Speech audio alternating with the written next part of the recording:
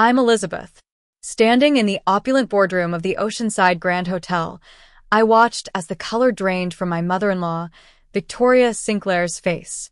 Her eyes, once full of haughty confidence, now showed a flicker of fear. The tension in the room was palpable as I revealed the evidence I'd painstakingly gathered over the years. It all started at a seemingly ordinary family dinner. The crystal chandeliers in the main dining room of the Oceanside Grand sparkled overhead, but the atmosphere was far from festive. Victoria, a domineering socialite from an old, money family, dropped her bombshell. The board voted this morning. As the majority shareholder, I'm taking direct control of the hotel operations. Elizabeth, dear, you'll need to clear out your office by tomorrow. My husband, Henry, shifted uncomfortably beside me. He was a spineless man, easily swayed by his mother's will.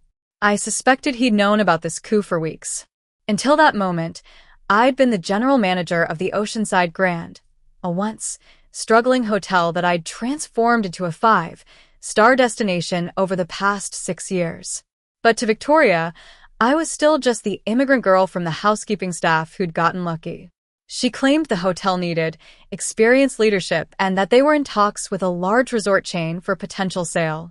Her real plan was to sell the historic property to developers who'd tear it down and build a modern high-rise. I knew she'd been receiving hefty consulting fees from them, thanks to the financial records I'd quietly collected. I kept my cool, remembering the hidden camera in my favorite flower arrangement that had been recording the whole dinner. I started to challenge her, bringing up the hotel's past bankruptcy under her management.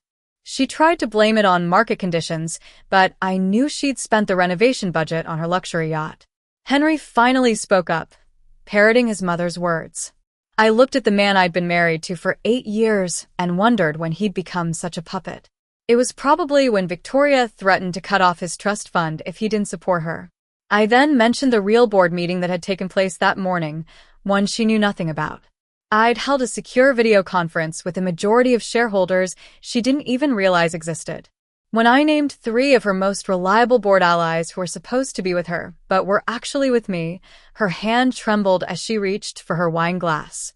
I pulled out my phone and showed her a text from one of the board members, stating that the documents were forged. Her face went pale. Henry demanded to know what I'd done, and I simply said I'd been doing my job, running the hotel, maintaining security, and keeping detailed records. I revealed the new security system we'd installed last year, with high-def cameras and state-of-the-art microphones covering every inch of the hotel, including her private office. She sputtered that it was illegal, but the hotel security policy she'd signed allowed for it. I told her about the recordings of her meetings with developers, forging board signatures, and falsifying financial records. My lawyers had received copies of all the evidence of her illegal transactions over the past 5 years. I also brought up Henry's gambling debts and how he'd used hotel funds to cover them.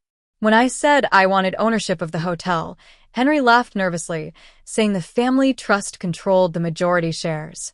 But I discovered that his emergency withdrawals from the trust to pay off his debts had violated the trust's terms. As of that morning, the shares had been redistributed. And for the past year, I'd been quietly buying shares through a holding company, and now I owned 60% of the Oceanside Grand. The next morning, right on schedule, Victoria and Henry arrived at the hotel, expecting it to be a minor issue. But they were met with forensic accountants in the financial office and FBI agents waiting by the elevators. The agents had questions about international wire transfers and credit card charges at casinos that matched missing hotel funds. In the boardroom, I presented my evidence to the shareholders who'd been silently supporting me. We discussed my plans for the hotel's future, including new restaurants with local chefs, a restored ballroom, and partnerships with the local arts community. After the vote, I was confirmed as the CEO and majority owner of the Oceanside Grand. I immediately canceled all discussions about selling the property. Later, Victoria came to my office, looking disheveled and desperate. She tried to offer her help and connections, but I refused.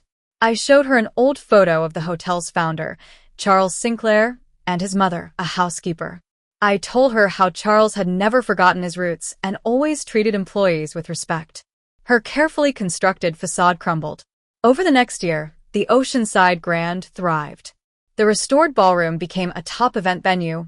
Our farm, to table restaurant, earned 2 Michelin stars, and we established a scholarship program for hotel employees. Henry took a plea deal, and Victoria faced substantial prison time for financial fraud and tax evasion.